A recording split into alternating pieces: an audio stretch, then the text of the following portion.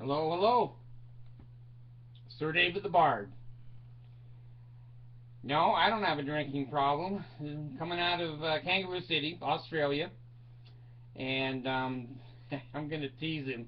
The original wiener, the no wiener, the weenie wiener, whatever his name is, he sent me this hat to go with this shirt. If I don't make enough of a fool of myself just sitting here, but no, you guys, you send the damn props in, and the Mormons look at me and say, see, you can't trust an asshole like that. He's mentally ill. Those things are both true. Anyway, I wanted to do a little video here. I found the hat. Mr. Original Wiener sent it to me. It's a great guy. He's done some of my choreography, and the only reason I don't use it is beautiful stuff. Is I'm just too old. I'm too fat. I'm too lazy. I don't care. I'm like Jay Leno. I make so much money here. I don't care who likes me. I look at myself on there and go, hey, I don't like me either. Anyway, I decided to wear the hat today. It's Sunday here in Australia. And all the Mormons were driving around to their ward houses, and they looked at me, and all the kids were waving and said, he's having a hell of a lot more fun than us. Look, Mom, there's the Bard. There's the Bard. So we went to a restaurant that we go to a lot, took our kids with us, and they're so good to us over there. It's a Mexican restaurant. And I said to my family before I got out, I'm wearing the hat in.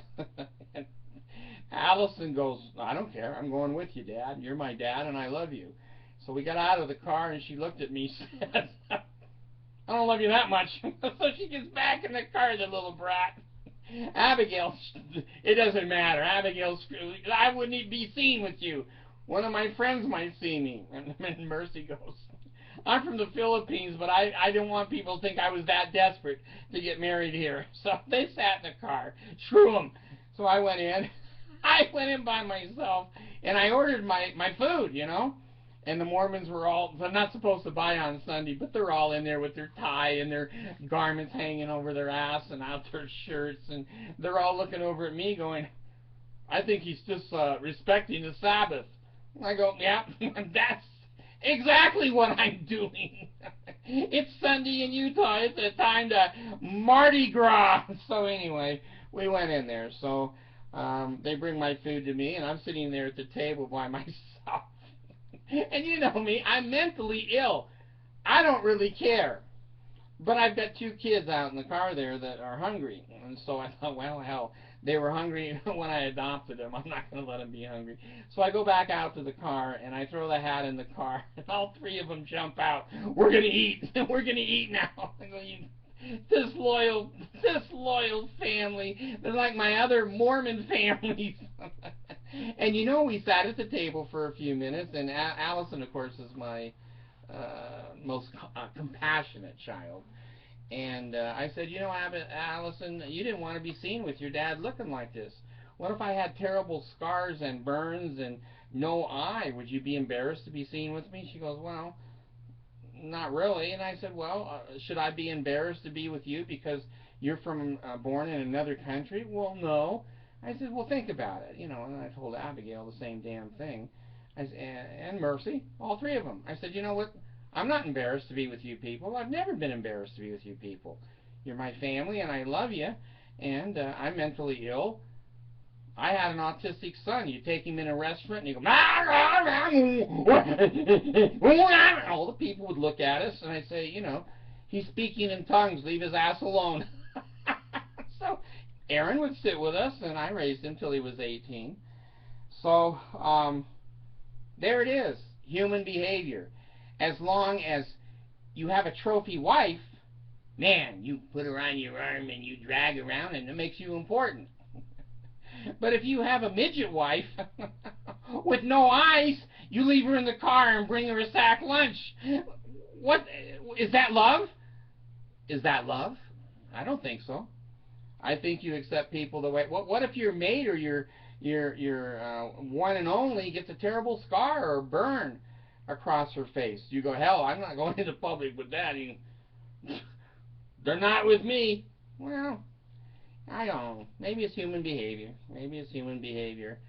So anyway, I just wanted to demonstrate to my family that you accept everybody the way they are. And then I said to my wife, I said, you know, you think I'm mentally ill wearing this into the restaurant.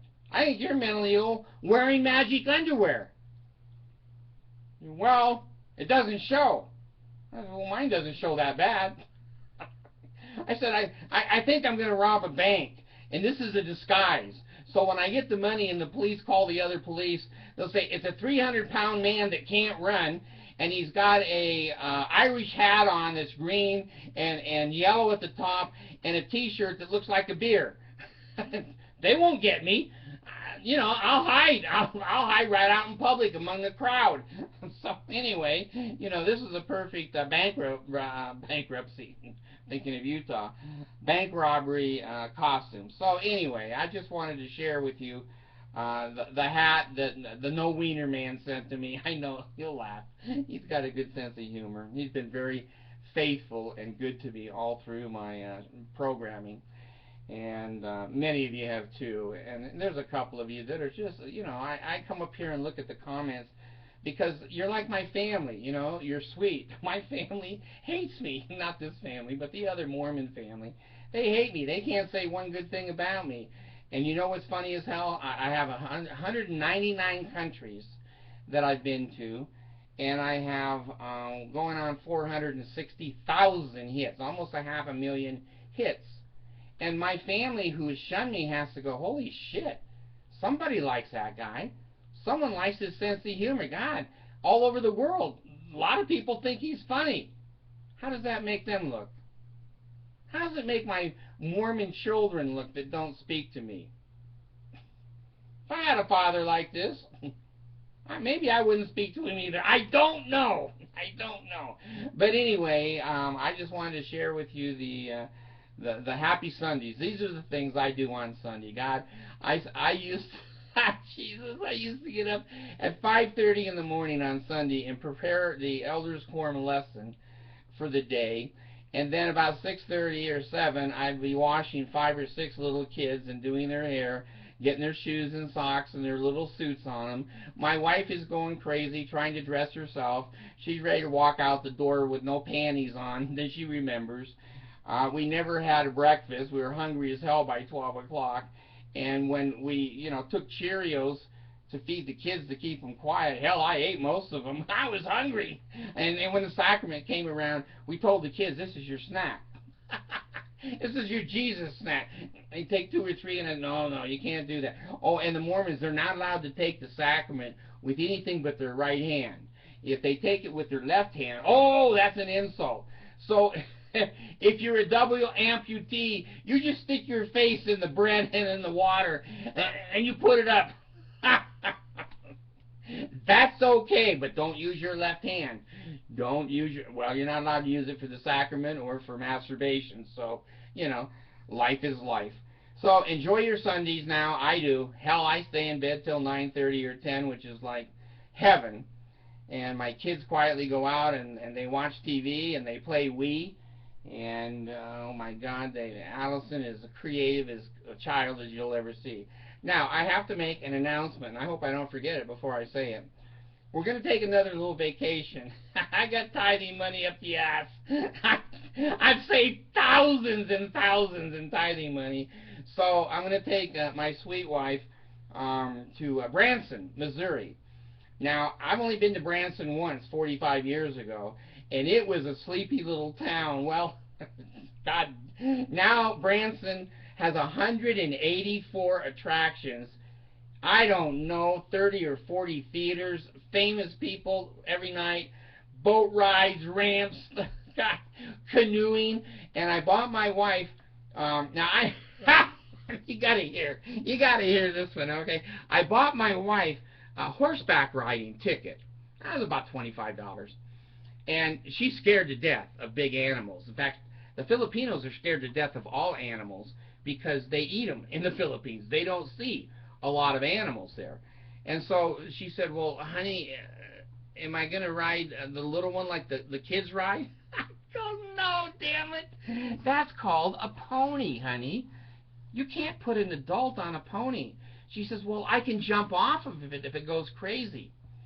I said, well, this is the big horse, and you can't jump off of it. If you piss it off, it's going to run to Boston. I love to scare her ass. I do. I love to scare her all the time. And so maybe that's spousal abuse. I don't know. So anyway, she says, well, I don't know how to steer a horse. And I said, well, these are famous show horses. They walk this trail 1,000 times a week. You don't have to do anything except get up on it and don't fall off. The horse knows where it's going. It's only a 30-minute ride. How can you screw a 30-minute horseback ride?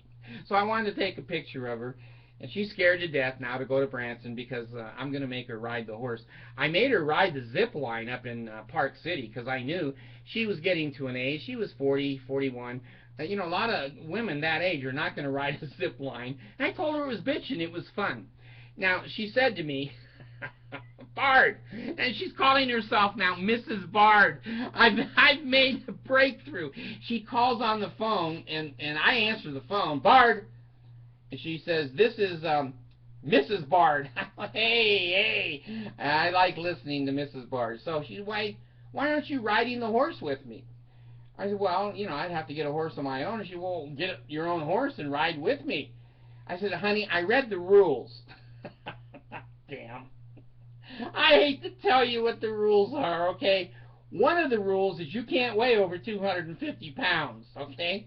So I'd have to ride between two horses, you know, straddle two horses with my butt hanging out on the ground. Kind of like a stagecoach. The Bard is riding two damn horses because he's pushing right at 300 pounds. She says, well, all right, is there any other reason? And I said, yeah, there's one more. The rule says you got to get up on the damn horse yourself. And I thought about jumping from a roof, standing on the hood of the car, but I think they mean if you can't put one foot in a stirrup and flip the other foot over the saddle, you're too damn sick, you're too old, you're too handicapped, you're too stupid to be on their horse. So I said, on both rules, I bugged out. Now, when I was a kid, I loved riding horses. I didn't ride them a lot, but sometimes. And I loved riding bareback. I didn't use a saddle. I just grabbed the mane and jumped up there like an Indian, ponto. And I would just have, you know, a bit, and that's it, a bit, and jump up there and ride. And I loved to feel the warmth and the furriness of sitting on the horse. Maybe I was gay. Maybe I still am. I don't know. Are there any gay guys out there? How about some gay women? Some really happy gay women.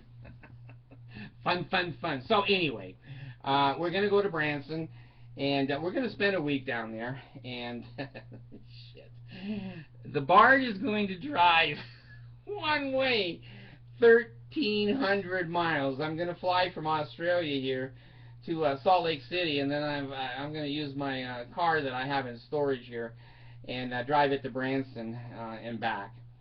Now, one of you guys said the Bard has a new car, and it's not true. It's not true. I have 2 new cars. You Mormons, eat your heart out. My tithing has paid for so much shit you won't believe it. I've got a house that is the celestial kingdom here. I love it. It has everything in it. 2 new cars. My health so far, Jesus saved me from the quadruple bypass, and now they're going to cut my stomach off with the gastric bypass. Hell, I'm in heaven already. I don't want to be with the Mormons. I'm not with the Mormons now, and look how happy I am. So I may see some of you in Branson. I'll be wearing my hat and my shirt. You know, I live for the day that somebody in this world, when I'm outside, which is not very often, comes up to me and goes, "Are you the Bard?" I'm just going to have a heart attack right there. If somebody says out in public, "Are you the Bard?" and I'm going to say, "Yeah, you want my autograph?" They go, "No, I'm going to punch you." So anyway, 500,000 people. I know many of you are in foreign countries, so if I come to Brazil, I'll get a wax job, and some of you will recognize me and wax me extra hard.